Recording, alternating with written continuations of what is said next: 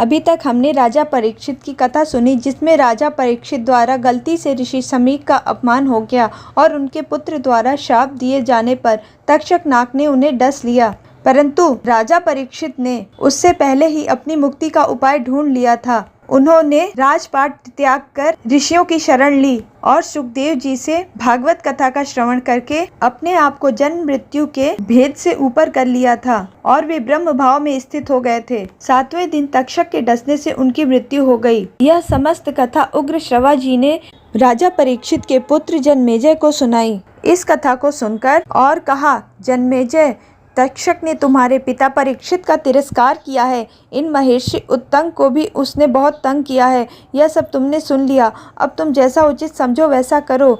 उस समय राजा जन्मेजय ने अपने संपूर्ण मंत्रियों से इस प्रकार के वचन कहे। जन्मेजय ने कहा, उस वृक्ष के डसे जाने और फिर हरे होने की बात आप लोगों से किसने कही? उस समय तक्षक के काटने से जो वृक्षराज का ढेर बन गया था, उसे कश्यप ने पुनः जिंदा करके हरा भरा कर दिया। यह सब लोगों के लिए बड़े ही आश्चर्य की बात है। यदि कश्यप के आ जाने से उनके मंत्रों द्वारा तक्षक का विष नष्ट कर दिया जाता तो निश्चय ही मेरे पिताजी बच जाते और आज जीवित होते। परंतु उस पापात्मा नीच सर्प ने अपने मन ही मन में ये सोचा कि यदि मेरे डसे हुए राजा को ब्राह्मण जिंदा कर देंगे तो लोग कहेंगे तक्षक का विष भी नष्ट किया जा सकता है। इस प्रकार तक्षक लोक में उपहास का पात्र बन जाएगा। अवश्य ही ऐसा सोचकर उसने ब्राह्मण को धन के द्वारा संतुष्ट कर दिया।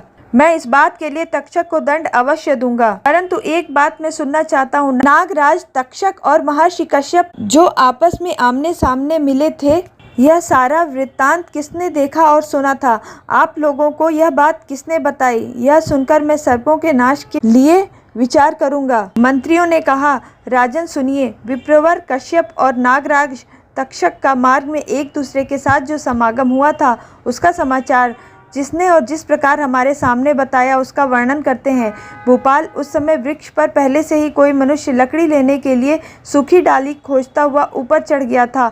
तक्षक, नाग और ब्राह्मण दोनों ही नहीं जानते थे इस वृक्ष पर दूसरा कोई मनुष्य भी है। राजन, तक्षक के काटने पर उस वृक्ष के साथ ही वह मनुष्य भी जलकर भस्म हो गया था। परंतु राजेंद्र, ब्राह्मण के प्रभाव से वह भी उस वृक्ष के साथ जी उठा। नरश्रेष्ठ, उसी मनुष्य ने आकर हम लोगों तक तक्षक और ब्राह्मण की जो घटना सुनी थी वह बताई। राजन, इस प्रकार हमने जो कुछ सुना और देखा वह सब आपको कह के सुनाया। भोपाल शिरोमणि, यह सुनकर अब आपको जैसा उचित जान पड़े वह कीजिए। मंत्रियों द्वारा यह सुनकर जन्मेजय दुख से आतुर हो उठे और कुपित होकर हाथ मलने लगे। अत्यंत दुखी होते हुए उन्होंने कहा, मेरा विचार है उस दुरात्मा तक्षक से तुरंत बदला लेना चाहिए, जिसने श्रृंगी ऋषि को निमित्त मात्र बनाकर स्वयं ही मेरे पिता महाराज को अपनी विषाग्नि से दग्ध करके मारा है। उसकी सबसे बड़ी दुष्टता यह है कि उसने कश्यप को लौटा दिया। यदि वे ब्राह्मण देवता आ जाते तो मेरे पिता निश्चय जीवित हो सकते थे। यदि मंत्रियों के विनय और कश्यप के कृपा प्रसाद से महाराज जीवित हो जाते तो इसमें उस दुष्ट तक्षक की क्या हानि होती? उस दुष्ट तक्षक का सबसे बड़ा अपराध यह है कि उसने ब्राह्मण देव को इसलिए धन दिया कि वे महाराज को जीवित ना कर सकें। इसलिए मैं महर्षि उत्तंग का अपना तथा आप सब लोगों का अत्यंत प्रिय करने के लिए पिता के वैर का बदला अवश्य लूँगा। उसी समय जन्मेजय ने पुरोहितों तथा ब्राह्मणों को बुलाकर उनसे बोला, कोई ऐसा उपाय बताइए जिसके द्वारा मैं तक्षक नाग को उसके बंधु बांधवों सहित जलती हुई आग में झोंक सकूं। उसने अपनी विषाग्नि से पूर्व काल में मेरे पिता को जिस प्रकार दग्ध किया, उसी तरह मैं भी उस पापी सर्प को जलाकर भस्म कर देना चाहता हूँ। तब ऋषियों ने कहा, राजन, इसके लिए एक महान यज्ञ है जिसका देवताओं ने आपके लिए पहले से ही निर्माण कर रखा है। उसका नाम है सर्प सत्र। पुराणों में इसका वर्णन आया है। नरेश्वर, उस यज्ञ का अनुष्ठान करने वाला आपके सिवा दूसरा कोई नहीं है, ऐसा पौराणिक विद्वान कहते हैं। उस यज्ञ का विधान हम सभी को मालूम है। तब राजा जन्मेजय ने कहा, आप लोग उस यज्ञ के अनुष्ठान की तैयारी कीजिए और आवश्यक सामग्री संग्रह कीजिए। तब सभी ऋतिज वेदों के यथावत विद्वान तथा परम बुद्धिमान, उन्होंने विधि पूर्वक मन के अनुरूप एक यज्ञ मंडप बनाया जो परम समृद्धि संपन्न था, और सर्प सिद्धि यज्ञ के लिए उस समय राजा जन्मेजय को दीक्षा दी। इसी समय जब सर्प सत्र अभी आरंभ होने वाला था, वहाँ पहले ही यह घटना घटित हुई। उस यज्ञ में विघ्न डालने वाला बहुत बड़ा कारण प्रकट हो गया। वह यज्ञ मंडप बनाया जा रहा था। उस समय वास्तुशास्त्र के पारंगत विद्वान, बुद्धिमान व अनुभवी सूत्रधार शिल्पवेत्ता सूत ने आकर कहा, जिस स्थान और समय में यह यज्ञ मंडप बनने की क्रिया प्रारंभ हुई है, उसे देखकर यह मालूम होता है कि एक ब्राह्मण को निमित्त बनाकर यह यज्ञ पूर्ण नहीं हो पाएगा। यह सुनकर राजा जन्मेजय ने दीक्षा लेने से पहले ही सेवक को यह आदेश दे दिया, मुझे सूचित किए बिना किसी भी अपरिचित व्यक्ति को यज्ञ मंडप में प्रवेश न करने दिया जाए। सर्प यज्ञ आरंभ हुआ। सबकी आंखें धुएं से लाल हो रही थी। वे सभी ऋत्विज काले वस्त्र पहनकर मंत्रोच्चारण पूर्वक प्रज्वलित अग्नि में होम करने लगे। वे समस्त सर्पों के हृदय में कपकपी पैदा करते हुए उनके नाम ले लेकर उन सबका वहां आग के मुख में होम करने लगे। तत्पश्चात सर्पगण तड़पड़ाते और दीन स्वर में एक दूसरे को पुकारते हुए प्रज्वलित होकर अग्नि में टपाटप गिरने लगे। वे उछलते, लंबी सांसें लेते, पूंछ और फनों को एक दूसरे में लपेटते हुए धधकती आग के भीतर अधिक संख्या में गिरने लगे। सफ़ेद, काले, नीले, बूढ़े और बच्चे, सभी प्रकार के सर्प विविध प्रकार से चीत्कार करते हुए जलती आग में विवश होकर गिरते जा रहे थे। कोई 1 कोस लंबे थे, कोई 4 कोस, और किन्हीं किन्हीं की लंबाई तो केवल गाय के कान के बराबर थी। ये सभी सर्प अपनी माता के शाप से पीड़ित होकर स्वयं ही आग में पड़ रहे थे। इस शाप के विषय में छोटी सी कथा यह है कि महाभारत के अनुसार ऋषि कश्यप की कद्रु और विनता नाम की 2 पत्नियां थीं।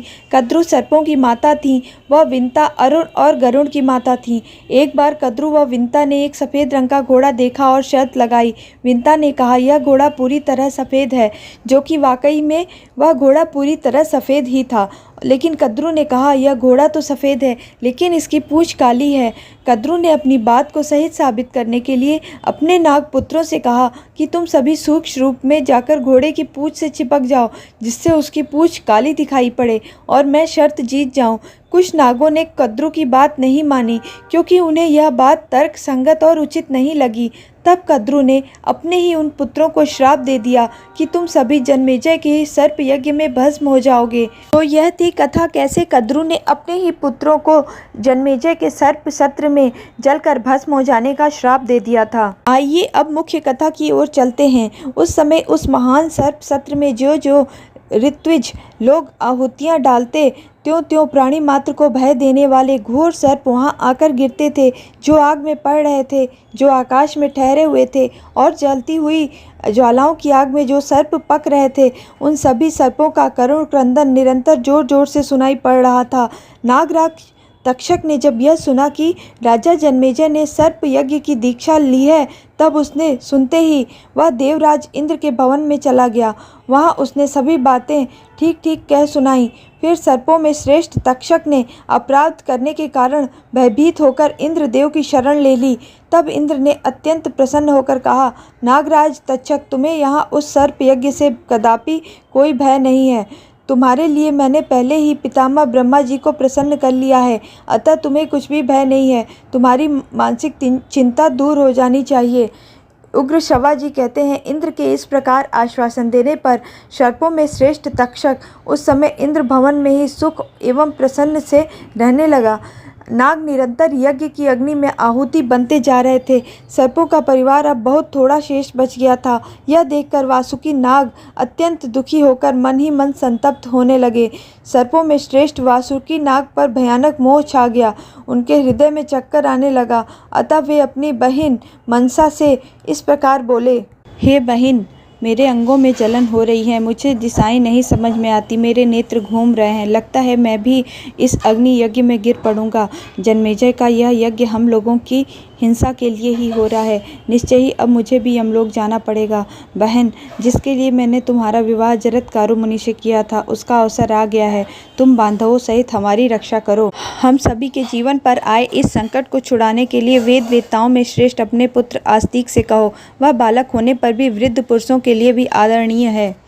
तब नाग कन्या जरत्कारु, जिन्हें मनसा भी कहते हैं, नागराज वासुकी के कथन अनुसार अपने पुत्र को बुलाकर उन्होंने कहा, हे वत्स, संपूर्ण नागों की माता कद्रु के नाम से विख्यात हैं। उन्होंने रुष्ट होकर अपने पुत्रों को ही जन्मेजय के सर्प यज्ञ में जल जाने का श्राप दे दिया था। माता के श्राप को सुनकर वासुकी अपने जाति भाइयों के लिए बहुत दुखी है और उन्होंने ब्राह्मणों से पूछा, ऐसा कौन सा उपाय है जिससे माता का श्राप इन लोगों पर लागू ना हो। तब ब्रह्मा जी ने कहा, जरत्कारु मुनि जरत्कारु नाम वाली जिस पत्नी को ग्रहण करेंगे, उनके गर्भ से उत्पन्न ब्राह्मण सर्पों को माता के श्राप से मुक्त करेगा। देवताओं के समान तेजस्वी पुत्र ब्रह्मा जी की वह बात सुनकर नागश्रेष्ठ वासुकी ने मुझे तुम्हारे महात्मा पिता की सेवा में समर्पित कर दिया। यह अवसर आने से बहुत पहले इसी निमित्त से मेरा ब्याह किया गया। फिर उन महर्षि जरत्कारु और मेरे द्वारा तुम्हारा जन्म हुआ। आज वह समय आ गया है जब तुम सर्प यज्ञ को किसी प्रकार समाप्त कराओ और सभी सर्पों को मुक्त कराओ। आस्तिक ने कहा, आप जैसी आज्ञा देती हैं माता, मैं वैसा ही करूँगा। और उन्होंने अपने मामा वासुकी को संतावना देते हुए कहा, महान शक्तिशाली राजा वासुकी, मैं आपको माता के उस शाप से छुड़ा दूंगा, यह मैं आपसे सत्य कहता हूँ। सर्प यज्ञ के लिए दीक्षित नृपश्रेष्ठ जन्मेजय के पास जाकर अपनी मंगलमयी वाणी से आज उन्हें ऐसा संतुष्ट करूंगा जिससे राजा का वह यज्ञ बंद हो जाएगा। फिर आस्तिक वहां पहुंचे जहां यज्ञ हो रहा था और वे यज्ञ के अंदर प्रवेश करने की कोशिश करने लगे। तब द्वारपालों द्वारा उन्हें रोक दिया गया। उस समय ऋषि आस्तिक ने यज्ञ मंडप के निकट पहुंचकर राजा जन्मेजय यज्ञ और ऋषि मुनि ब्राह्मणों का स्तवन आरंभ कर दिया। उसी समय जन्मेजय ने इतने सारे सर्पों को आकर यज्ञ अग्नि में भस्म होता देखकर और तक्षक को आया हुआ ना देखकर सभी ब्राह्मणों और ऋत्विजों से कहा कि तक्षक तो अभी आया ही नहीं, वह कहाँ पर है। यह नाग चाहे जैसे भी शीघ्रता पूर्वक हमारे पास आ पहुँचे, वैसा उपाय करिए। तक तक्षक को भस्म हो जाना चाहिए था। तब ब्राह्मणों ने कहा, राजेंद्र, तक्षक इस समय इंद्र की शरण में चला गया है और वे उसकी रक्षा कर रहे हैं। उन्होंने ही तक्षक को स्तंभित कर दिया है, इसी से वह अग्निकुंड में गिरकर भस्म नहीं हो रहा है। परीक्षित नंदन जन्मेजय बड़े ही बुद्धिमान और वीर थे। उन्होंने ब्राह्मणों की बात सुनकर कहा, ब्राह्मणों, आप लोग इंद्र के साथ ही उस तक्षक को क्यों नहीं अग्नि में गिरा देते। जन्मेजय की बात सुनकर ब्राह्मणों ने उस यज्ञ में इंद्र के साथ तक्षक का अग्निकुंड में आह्वान किया। उन्होंने कहा, रे तक्षक, तू मरुदगणों के सहचर इंद्र के साथ इस अग्निकुंड में शीघ्र आके पड़ जा। तब इंद्र बहुत ही अधिक घबरा गए और उनका सिंहासन तक्षक नाग के सहित आकाश में आकर यज्ञ कुंड के समक्ष चक्कर काटने लगा। तब जन्मेजय ने कहा, विप्रगण, यदि तक्षक नाग इंद्र के विमान में छुपा है तो उसे भी इंद्र के साथ अग्नि में गिरा दो। इस प्रकार आहुति दिए जाने पर क्षण भर में ही इंद्र सहित तक्षक नाग आकाश में दिखाई दिया। उस समय उसे बड़ी पीड़ा हो रही थी। उस यज्ञ को देखते ही इंद्र अत्यंत भयभीत हो उठे और तक्षक नाग को वहीं छोड़कर बड़ी घबराहट के साथ अपने भवन को चलते बने। इंद्र के चले जाने पर नागराज तक्षक भय से मोहित होकर मंत्र शक्ति से खींचकर विवशतापूर्वक अग्नि की ज्वाला के समीप आने लगा। तब ऋत्विजों ने कहा, राजेंद्र, आपका यह यज्ञ कर विधि पूर्वक संपन्न हो रहा है। तक्षक भी अब भस्म होने ही वाला है। अब आप इन विप्रवर आस्तिक को मनोवांछित वर दे सकते हैं। जन्मेजय ने कहा, ब्राह्मण बालक, तुम अप्रमेय हो, तुम्हारी प्रतिभा की कोई सीमा नहीं है। तुम जैसे विद्वान ब्राह्मण को मैं वर देना चाहता हूँ।